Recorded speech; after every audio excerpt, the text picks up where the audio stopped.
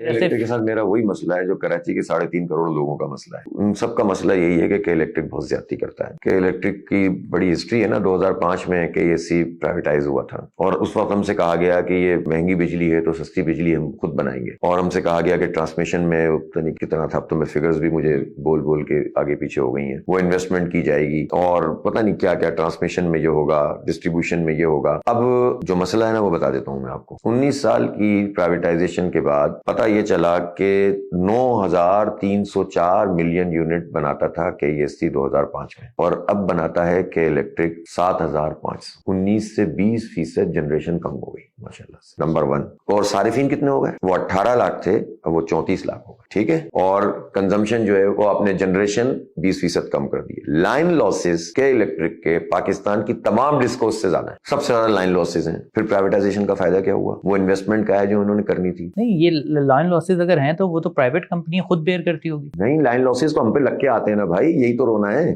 جو ان کے fuel adjustment charges اور لاسز وغیرہ یہ سب یہ تو اس سے ٹیرف میں مانگتے ہیں نا. یہ جو نیپرا کی ہر ہیئرنگ میں بیٹھا ہوا ہوتا ہوں, یا میری جگہ عمران شاہی صاحب یا جماعت اسلامی کا کوئی نمائندہ بیٹھا ہوا ہوتا ہے, اور یہ بھی ایک بہت اہم بات ہے نا کہ بھائی یہ سارے لوگ جب کوئی چیز ہونے لگتی ہے تو اچھل اچھل کر سامنے آتے ہیں کہ ہم نے یہ کام کرا دیا, ہم نے یہ کام کرا دیا. ان کسی بھی پارٹی کا کوئی نمائندہ نیپرا کی کسی ہیئرنگ میں ہوتا ہی نہیں. ہمیں معلوم ہے کہ اس ہیئرنگ سے بھی کچھ نکلتا نہیں ہے, لیکن ہم اپنا قومی فرض ادا کرتے ہیں. تو یہ جو ہم وہاں پر بیٹھ کر بات کر رہے ہوتے ہیں وہ یہی تو کہتے ہیں کہ آپ ان کو کیوں دے رہے ہیں یہ سب. انہوں نے انویسٹمنٹ کتنی کی, انہوں نے وعدہ کون سا پورا کیا ہے, انہوں نے بندے نکال دیے, اس کے پیسے چارج کرتے تھے یہ کہ ہم جو ہے, انہوں نے کہا کہ اتنے ملازمین ہیں ہم ان کو رکھیں گے 15 پیسے فی یونٹ. اس وقت انہوں نے کہا کہ ہمیں دیا جائے. کئی سال تک پیسے وصول کرتے رہے بلوں میں, اور بندے سارے نکال دیے, تنخواہیں ان کو نہیں دیے, اور پیسے ہم سے وصول کرتے رہے. ڈبل پتہ نہیں کیا کیا تانبے کے تار سارے کے سارے ہمارے بیچ گئے, کھا گئے. اور انہوں نے ایلومینیم کے وائرنگ کی, کیبلنگ پوری نہیں کی پراپر, تو کوئی وعدہ پورا نہیں کیا. اور ابھی بھی مہنگی ترین بجلی بناتے ہیں, سب سے مہنگی بجلی کے الیکٹرک بناتا ہے. جبکہ اب اگر ان کی جنریشن ختم کر دی جائے, ہمارے پاس تو بجلی ایکسس موجود ہے. اس کمپنی کو کیوں فائدہ پہنچاتے ہیں؟ ڈائریکٹ دیتے ہیں ہمیں. جب ڈائریکٹ دے دیں گے, جنریشن قومی اس میں آ جائے گی,